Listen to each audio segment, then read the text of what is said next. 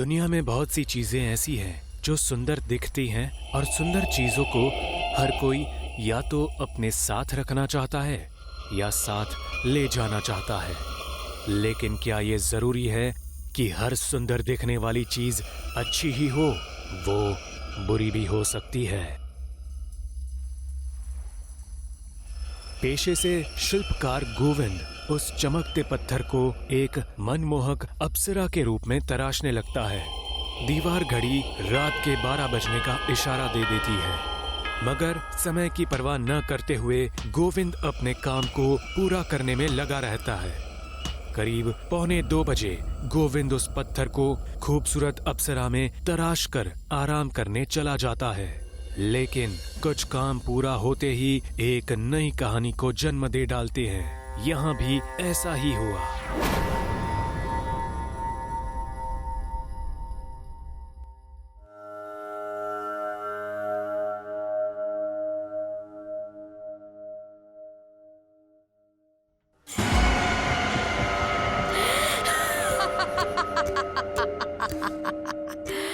अब मैं लोगों की चोटियां काटूंगी और 100 चोटियां काटते ही मुझे हमेशा हमेशा के लिए मूर्ति वाले शरीर से छुटकारा मिल जाएगा।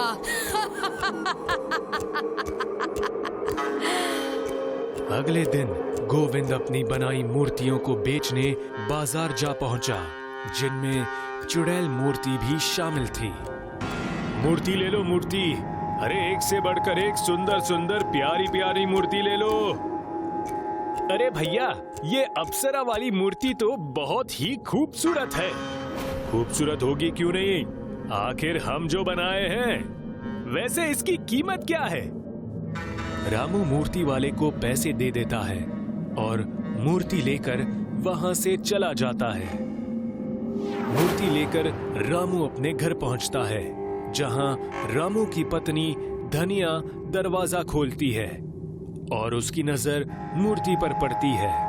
अरे वाह, कितनी सुंदर मूर्ति है। कहाँ से मिली? बाजार से आ रहा था तो एक मूर्ति वाला दिख गया। उसकी यह मूर्ति मुझे बहुत पसंद आ गई तो मैं तुम्हारे लिए ले आया। मैं इसे हॉल में सजा कर रखूंगी, कैसा लगेगा? घर की मालकिन तो तुम ही हो, तुम्हारी जहां मर्जी हो वहां रखो। धनिया मूर्ति को हॉल में सजाकर रखती है।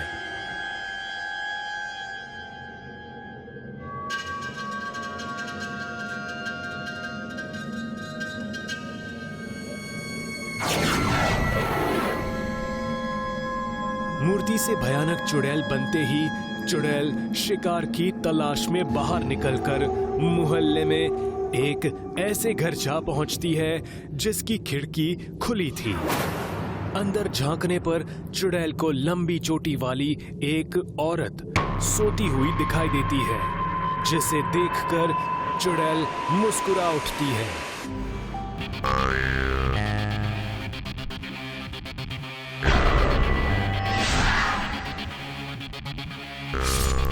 सुबह होते ही अपनी चोटी कटी देखकर वो औरत पूरा मोहल्ला सर पर उठा लेती है। हाय रे मेरी चोटी, किसी ने मेरी सुंदर लंबी चोटी काट ली। अब मैं किसी को मुंह दिखाने के लायक नहीं रही। हाय रे मेरी चोटी। जानकी बहन, रो मत, शांत हो जाओ। कैसे शांत हो जाऊं? शहर की लड़कियों को होता होगा शौक छोटे बालों का, मुझे नहीं है। कितनी मुश्किल से चोटी बढ़ाई थी मैंने। हाय रे मेरी चोटी, हाय रे मेरी चोटी।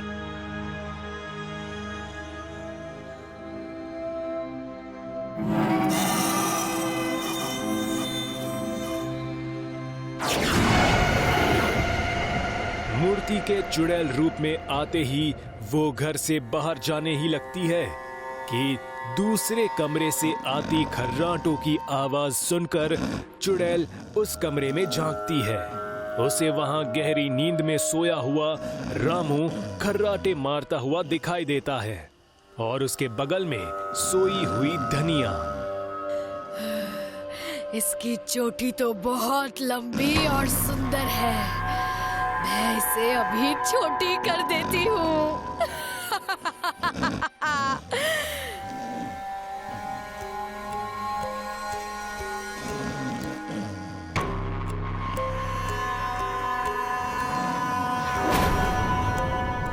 हाँ? ये कमबख्त औरत, ये तो नींद से जाग गई। अब मैं इसकी चोटी कैसे काटूंगी? यहाँ से निकलने में ही भलाई है।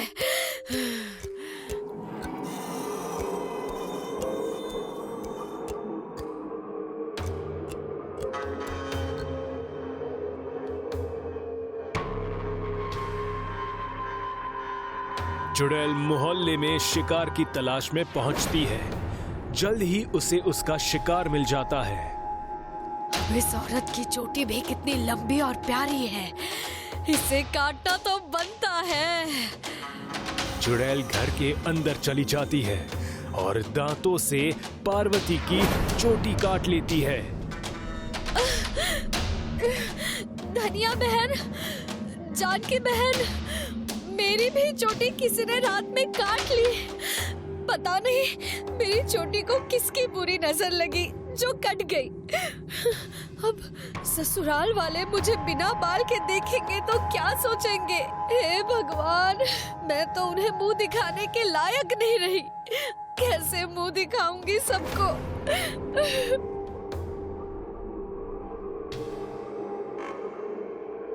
पहले जानकी बहन और अब पार्वती बहन की चोटी किसी ने काट ली। पता नहीं कौन कर रहा है ये सब। लेकिन सवाल तो ये है कि चोटी काट कर ले जाने वाला आखिर चोटी का करेगा क्या? पूरे मोहल्ले में एक तुम ही बची हो जिसकी चोटी अभी तक सलामत है। आप टेंशन मत लीजिए, मेरी चोटी को कोई हाथ नहीं लगा सकता। रात में जहां एक ओर धनिया गहरी नींद में सो रही थी, वहीं रामू की आंखों में नींद की जगह एक गहरी सोच ने अपनी जगह बना रखी थी। मोहल्ले की सारी महिलाओं की चोटी कट गई, लेकिन धनिया की चोटी अब तक नहीं कटी। कहीं धनिया ही तो चोटी चोर नहीं? नहीं नहीं, मेरी धनिया ऐसा नहीं कर सकती। शक के बादल रामू के मन में उमड़ घुमड़ कर ही रहे थे कि तभी धनिया के शरीर में हरकत होने पर रामू अपनी आंखें बंद करता हुआ सोने का नाटक करता है।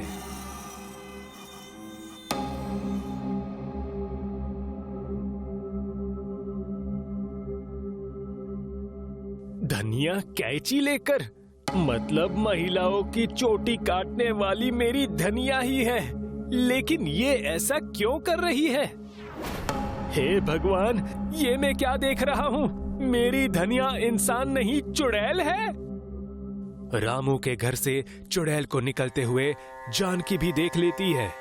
अपनी चोटी कट जाने के बाद से ही जानकी में रोष था, लेकिन जब गांव में और भी महिलाओं की चोटी कटने लगी तो उसने चोटी चोर को पकड़ने की ठान ली थी।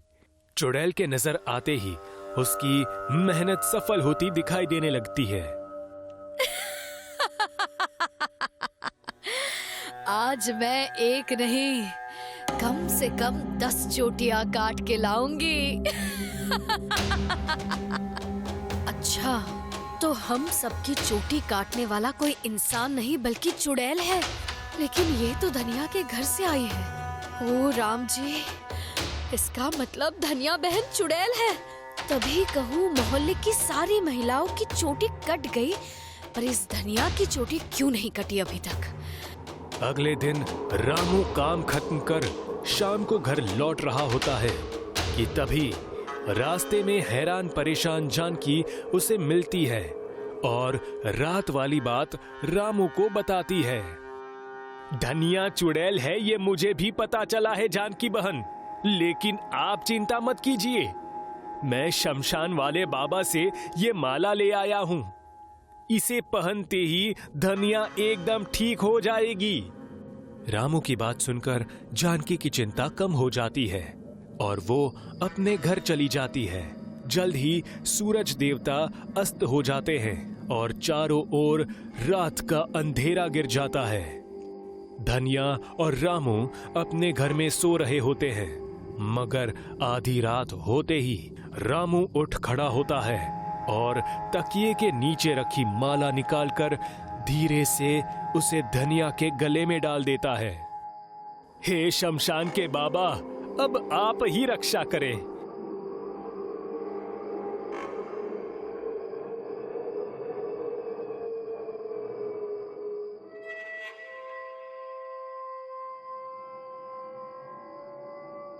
हे भगवान, तुम मूर्ति नहीं एक चुड़ैल हो। बिल्कुल सही पहचाना। इसका मतलब तुम ही वो चुड़ैल हो जो सबकी चोटी काटती है। हाँ, मैं ही हूँ वो चुड़ैल जो सबकी चोटी काटती है।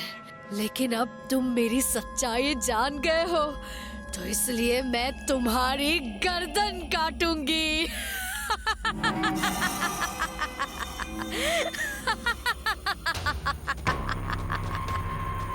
धनिया, बचाओ बचाओ मुझे धनिया, इस चुड़ैल से हमको बचाओ। अब बचाओ धनिया, बचाओ हमें।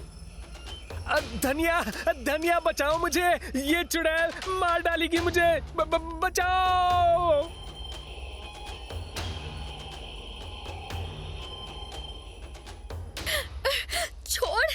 छोड़ मेरे पति को, चुड़ैल कहीं की, छोड़ मेरे पति को।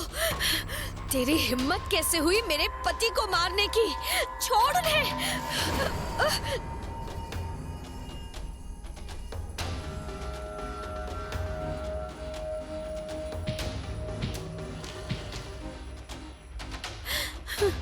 ये चुड़ैल यहाँ कैसे आई? और मेरे गले में ये माला कहाँ से आई? धनिया, मैं जो अप्सरा वाली मूर्ति लाया था, ये उसी मूर्ति की चुड़ैल है और यही चुड़ैल सबकी चोटियां काट रही है। और ये जो माला तुम्हारे गले में है, ये मैंने ही तुम्हारे गले में डाली थी। मुझे लग रहा था कि चोटी काटने वाली चुड़ैल कोई और नहीं बल्कि तुम हो। ये आप क्या कह रहे हैं? हाँ धनिया, मैं सच कह रहा हूँ।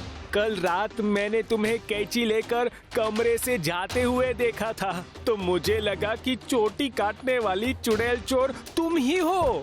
लेकिन इसके सामने आते ही दूध का दूध और पानी का पानी हो गया। पर मैं अपनी गलती के लिए तुमसे माफी मांगता हूँ धनिया। छोड़िए भी, गलती तो किसी से भी हो जाती है ना, लेकिन इसका क्या करना है ये सोचिए पहले।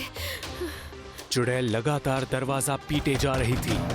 रामू और धनिया दरवाजे पर पहरा देते हुए वहीं बैठे बैठे कब सो गए उन्हें पता ही नहीं चला। सुबह सूरज ने जैसे ही आंखें खोली, रामू और धनिया भी जाग उठे, लेकिन कमरे से कोई आवाज ना आते हुए देखकर जिज्ञासावश रामू और धनिया ने दरवाजा खोला तो सामने खिड़की से सूरज की रोशनी में चुड़ैल वापस मूर्ति बन रही थी। रामू और धनिया को समझते देर ना लगी कि अब क्या करने में भलाई है। वो तुरंत दौड़े और उन्होंने मूर्ति को उठाकर जमीन पर पटक दिया। मूर्ति टूटकर बिखर गई। हम जीत गए धनिया। बहुत बढ़िया। ये दुनिया रहस्यों से भरी पड़ी है। कब कौन सा रहस्य हमें हैरान और परेशान कर दे, ये कोई नहीं जानता। इसलिए सोच समझकर ही किसी भी चीज को अपने घर में लाइए। रामू और धनिया की किस्मत अच्छी थी कि वो मूर्ति की चुड़ैल से बच गए। शायद आपकी किस्मत इतनी अच्छी ना भी हो।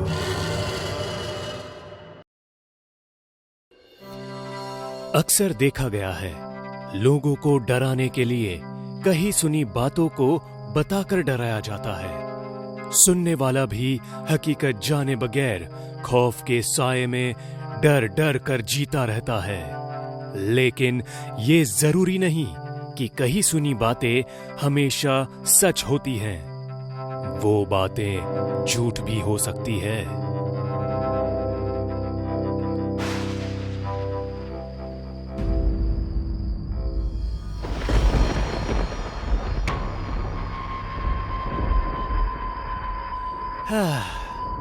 सोहम ने सुबह ही कहा था कि हवेली की साफ सफाई कर देना, लेकिन आज खेत का काम करते करते इतनी देर हो गई कि सुबह का काम अब रात में करना पड़ेगा।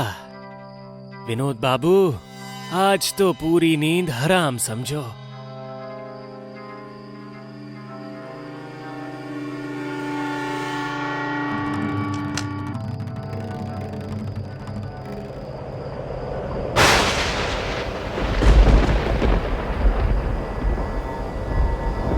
इस सब से डर के मारे विनोद की हालत खराब हो जाती है।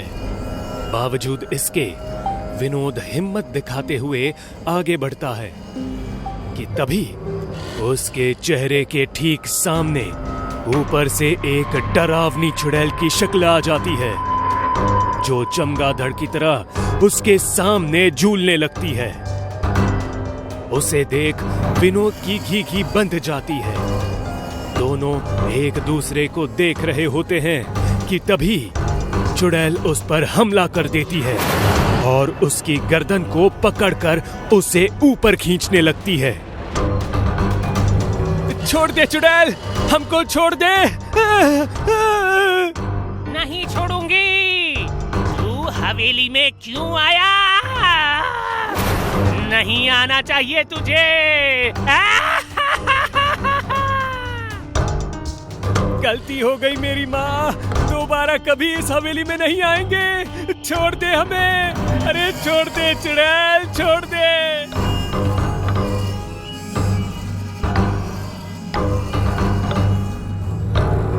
अरे अरे विनोद भाई, संभालो खुद को। क्या हुआ? अरे इतने डरे हुए क्यों हो? सब ठीक तो है ना? चुड़ैल, सोहन भाई, हवेली में चुड़ैल है। चुड़ैल? अरे ये क्या कह रहे हो? सच कह रहे हैं भाई, वो तो हमारी किस्मत अच्छी थी जो हम जिंदा बच के आ गए हैं, वरना उस चुड़ैल ने तो हमें मार ही डाला था। भाई तुम पकड़ो तुम्हारी हवेली की चाबी, हमसे तो उसकी साफ सफाई ना हो पाएगी। हम तो कहते हैं अगर तुम भी जिंदा रहना चाहते हो तो जितनी जल्दी हो सके उस हवेली से पल्ला झाड़ दो। कहीं उस चुड़ैल के हत्थे चढ़ गए तो राम नाम सत्य समझो।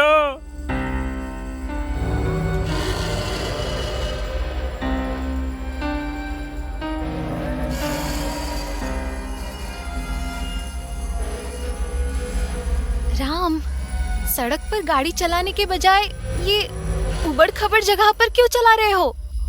ये गांव की कच्ची सड़क है रुक्मणी, शहर की स्मूथ सड़क नहीं। ये कच्ची सड़क नहीं, नरक जाने वाली कच्ची सड़क है। पता नहीं तुम्हारे गांव में पक्की सड़क कब बनेगी। सड़क बने ना बने, उससे हमें क्या? एक बार हवेली बेच दे, उसके बाद यहाँ कभी आने की जरूरत ही नहीं पड़ेगी। राम और रुक्मणी हवेली बेचने आ तो रहे हैं, लेकिन उन्हें पता नहीं उनकी पुश्तैनी हवेली में चुड़ैल के रूप में उनकी मौत मंडरा रही है। अब देखना ये है कि दोनों के साथ क्या होगा।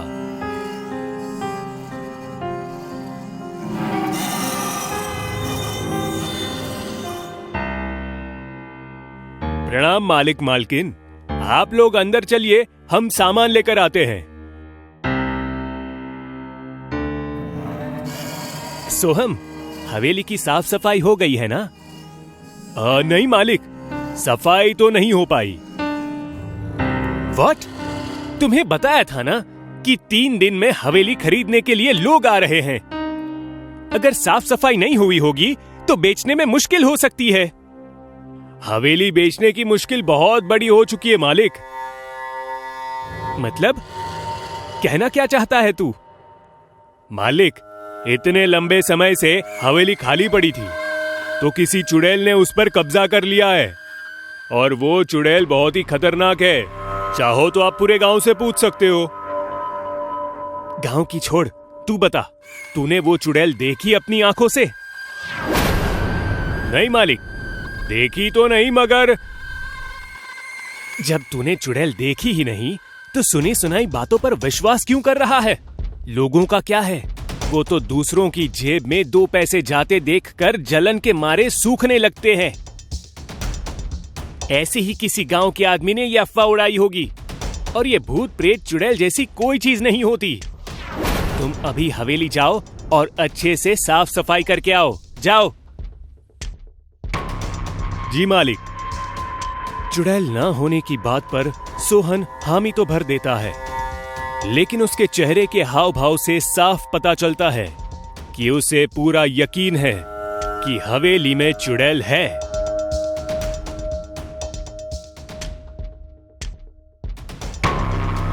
क्या सोच रहे हो राम? सोच रहा हूँ मैं भी हवेली का चक्कर लगा ही लूं। देखूं तो सही इस चुड़ैल की कहानी के पीछे की सच्चाई है क्या। बेकार की बातों पर जाने की जरूरत नहीं है राम, आराम करो तुम।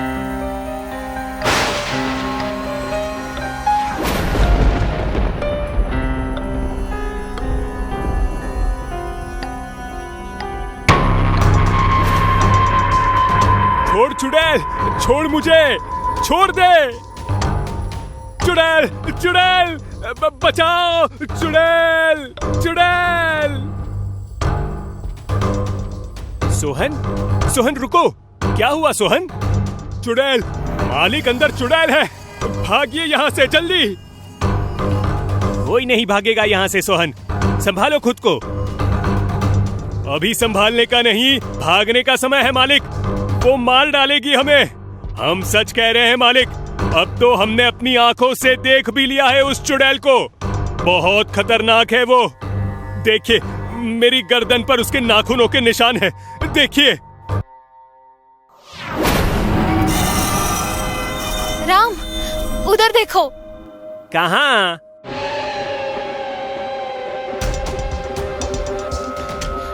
अरे अभी तो वही थी, कहाँ गई?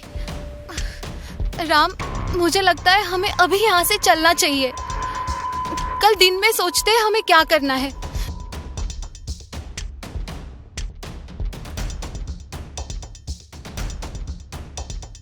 मैं सच कह रही हूँ राम, शुरू में मुझे भी ये सब बकवास ही लग रहा था, लेकिन कल जो सोहन के साथ हुआ और जो मैंने हवेली में देखा, उसके बाद मैं भी पूरे विश्वास के साथ कह सकती हूँ कि हवेली में चुड़ैल है। मुझे तुमसे ये उम्मीद नहीं थी रुक्मणी। पढ़ी लिखी होने के बावजूद भी तुम गांव वालों के अंधविश्वास पर विश्वास करती हो। मैं अंधविश्वास नहीं करती राम, लेकिन कल जो मैंने अपनी आंखों से देखा, उसे कैसे झुठला दूं? वो तुम्हारी नजरों का धोखा भी तो हो सकता है रुक्मणी। वो नजरों का धोखा नहीं था राम, वो सच था। वहाँ चुड़ैल थी। खैर, मैंने फैसला कर लिया है। हम इस हवेली को बेचने में अपनी जान जोखिम में नहीं डाल सकते राम। हम अपनी मेहनत की कमाई से शहर में कोई अच्छा घर खरीद लेंगे। हम आज के आज अब भी घर वापस जाएंगे। चलो, मैं सामान पैक करती हूँ। रुक्मणी, शांत हो जाओ। हम चलेंगे, लेकिन आज नहीं, परसों सुबह। मुझे गांव में एक और काम है। कल तक मैं उसे निपटा लूंगा, फिर चलेंगे।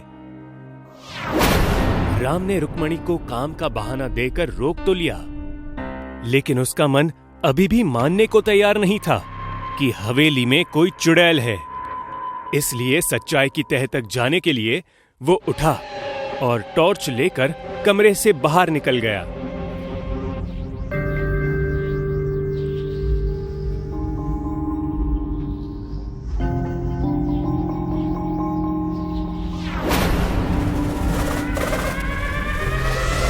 राम हवेली के अंदर आकर टॉर्च की मदद से चुड़ैल की सच्चाई जानने की कोशिश करता है कि तभी वो देखता है हॉल के एक कोने में मुर्गे की कुछ हड्डियां पड़ी हुई है। कुछ दारू की बोतलें भी दिखाई देती है। वो पास से देखने के लिए उनकी ओर बढ़ता है कि तभी चुड़ैल उसके सामने आ जाती है। आ गया तू मेरा शिकार बनने। बिल्कुल सही समय पर आया है तू। तुझे पता है इस वक्त मेरा खाना खाने का समय होता है। अब मैं तुम्हें खाऊंगी।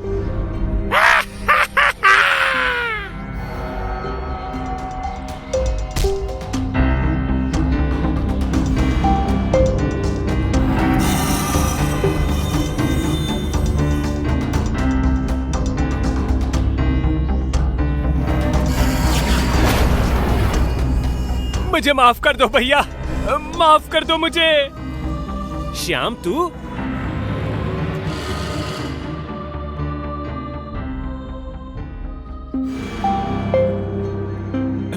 मुझे माफ कर दो भैया, दरअसल अपनी गरीबी से लड़ते लड़ते मैं थक गया था, इसलिए मैं इस हवेली को, जो कि आपके नाम है, इस पर चुड़ैल का साया बोलकर आपसे कम दाम पर खरीद कर ऊंचे दाम पर बेचना चाहता था, इसलिए मैंने ये सब किया।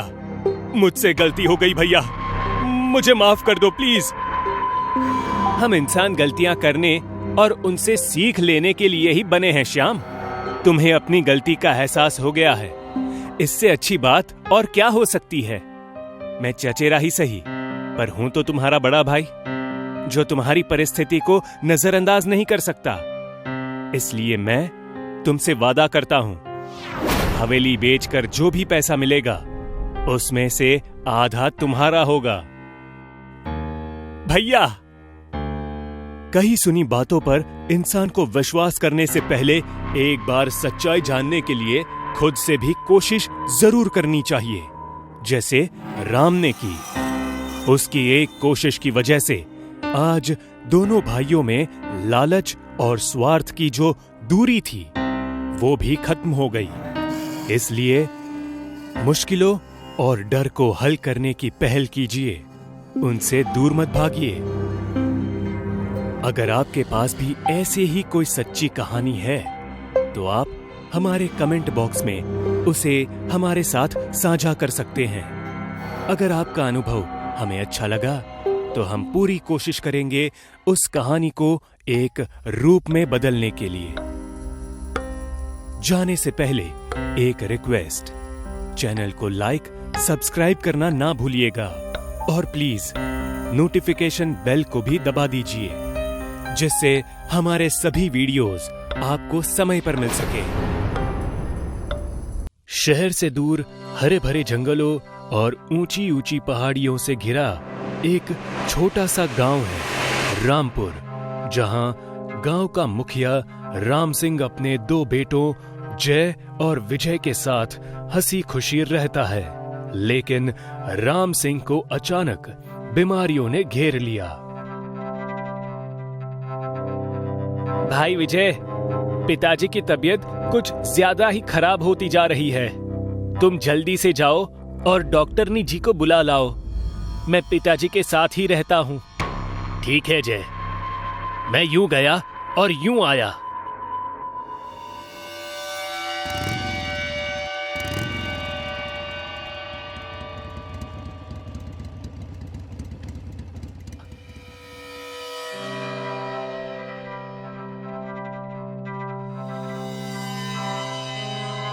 डॉक्टरनी जी, डॉक्टरनी जी, डॉक्टरनी जी।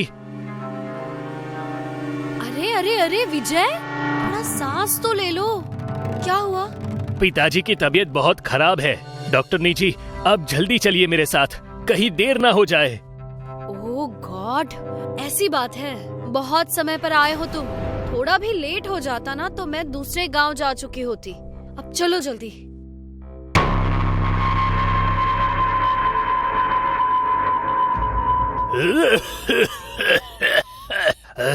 कितना समय बचा है मेरे पास बिटिया? अरे क्या मुखिया जी, ऐसी बातें बोलकर क्यों अपने बच्चों को डरा रहे हैं? क्यों बूढ़े से मजाक कर रही हो बिटिया? जाना तो जीवन का सबसे बड़ा सच है, इससे क्या बचना। कुछ नहीं हुआ आपको, मामूली सी सर्दी खांसी है बस। बड़ा सच हो या छोटा, अभी तो बरसों जीना है तो जीना है बस। विजय, तुम ये 2 दवा ले आओ। एक डोज अभी दे देना सोने से पहले, दूसरा कल सुबह और तीसरा कल शाम को। वैसे फर्क तो पहले डोज में ही दिख जाएगा। डॉक्टरनी जी, सब ठीक हो जाएगा ना? अरे ये हो क्या गया है आप सबको? इतना नेगेटिव क्यों सोच रहे हो?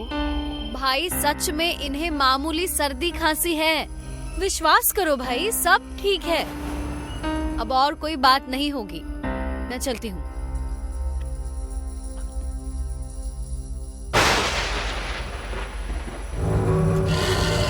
डॉक्टरनी जी, मौसम बहुत खराब हो गया है। ऐसे में आपका जाना सही नहीं होगा। मेरी मानिए, बारिश थमने तक आप यहीं रुक जाइए। जय, डॉक्टरनी जी को गेस्ट हाउस में ले जाओ। अरे लेकिन ऐसे कैसे? डॉक्टरनी जी, हमें कोई परेशानी नहीं होगी। इसे अपना ही घर समझिए। आइए मेरे साथ। तुम डॉक्टरनी जी को इनका कमरा दिखाओ, तब तक मैं दवा ले आता हूं। ये लोग बहुत ही भोले हैं, मगर ये नहीं जानते कि मुझे यहाँ रोक कर ये लोग अपनी मौत को दावत दे रहे हैं। अपने माथे पर परेशानी की कई लकीरें लिए डॉक्टरनी जय के पीछे पीछे गेस्ट हाउस में चली गई। वहीं विजय मेडिकल स्टोर से डॉक्टरनी की लिखी दवाई ले आया और उसने बताई गई डोज मुखिया जी को खिला दी। इसके बाद उस खराब मौसम वाली रात सभी लोग चादर तानकर सो गए। लेकिन रात के 12 बजते ही अचानक मुखिया जी की नींद खुल गई। डॉक्टरनी जी सही कहा था, दवा की एक ही खुराक ने मुझे अच्छा भला कर दिया है। शरीर टूटना भी बंद हो गया। थोड़ा पानी पी लेता हूं। अरे, ये आवाज कैसी? जय, विजय, अरे कमबख्त, तो उठो, जल्दी उठो। क्या हुआ पिताजी? लगता है कोई जंगली जानवर गेस्ट हाउस में आ गया है। कहीं वो डॉक्टर की जान खतरे में ना पड़ जाए। हमें उन्हें बचाना होगा। अरे बाप रे, जल्दी चलो। राम सिंह जय विजय के साथ गेस्ट रूम पहुंचते हैं तो डॉक्टर रूपवती उन्हें दीवार की ओर मुंह करके खड़ी नजर आती है। उन्हें डॉक्टरनी का मुंह हिलता हुआ दिखाई देता है। ऐसा लगता है जैसे वो कुछ खा रही है। तभी विजय डरते हुए कहता है, पिताजी, मुझे डर लग रहा है। मैं तो कहता हूं हम वापस चलते हैं। चुप कर डरपोक की औलाद। ऊपर वाले ने हाथी जैसा शरीर दिया है, फिर भी तुझे डर लग रहा है। डॉक्टरनी बिटिया, आप ठीक तो है ना? डॉक्टर बिटिया। ओ मेरी माँ, ये क्या है? मैं जो भी हूँ, मुझे भूख लगी है। आओ मेरे पास आओ। मुझे तुम्हारा दिल खाकर अपनी भूख मिटानी है। आओ मेरे पास आओ।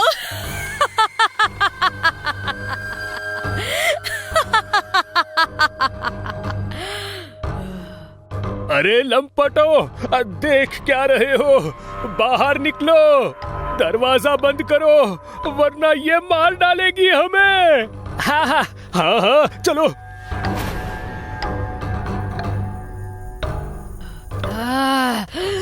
दरवाजा खोलो, दरवाजा खोलो।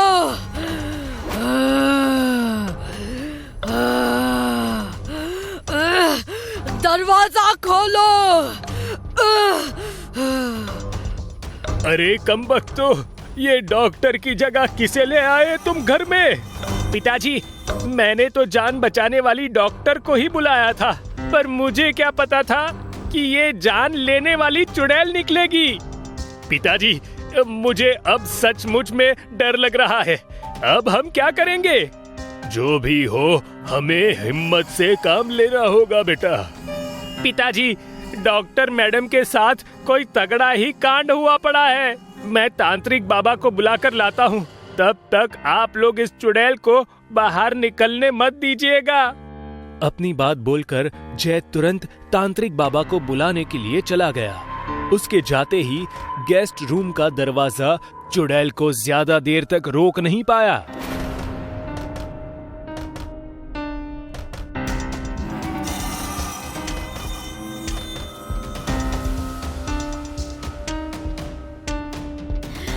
मेरी पकड़ में जो एक बार आ गया वो बच नहीं सकता मुखिया। भागो, कहाँ तक भागोगे? जहाँ तक भागोगे मैं भी वहीं तक आऊंगी।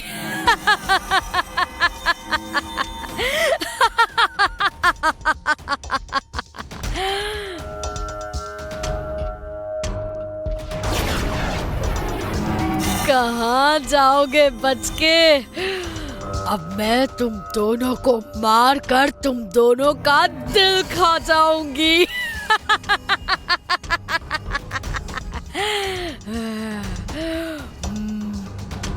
विजय! चुड़ैल विजय को पकड़कर मारने के लिए अपने दोनों हाथ आगे बढ़ाती है, लेकिन वो उसे पकड़ती उससे पहले उसके सर पर कोई मोटा डंडा मारता है, पर चुड़ैल को कुछ असर नहीं होता है। रुक जा चुड़ैल! क्या बात है, एक और शिकार! आज तो मेरी लॉटरी लग गई।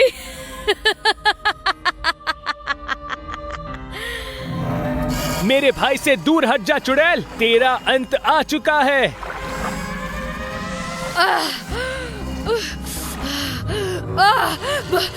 नहीं नहीं, बचाओ बचाओ बचाओ।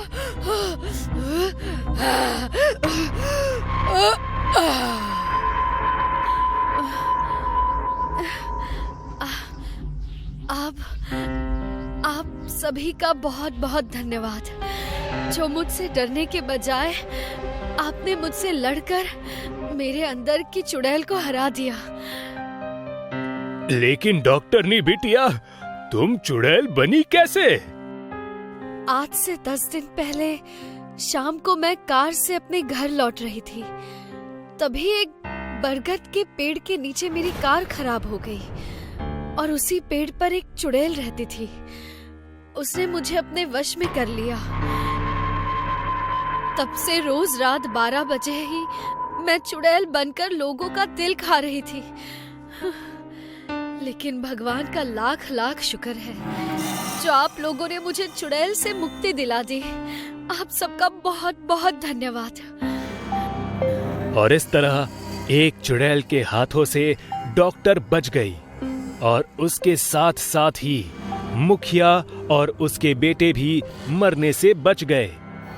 लेकिन सबकी किस्मत ऐसी नहीं होती।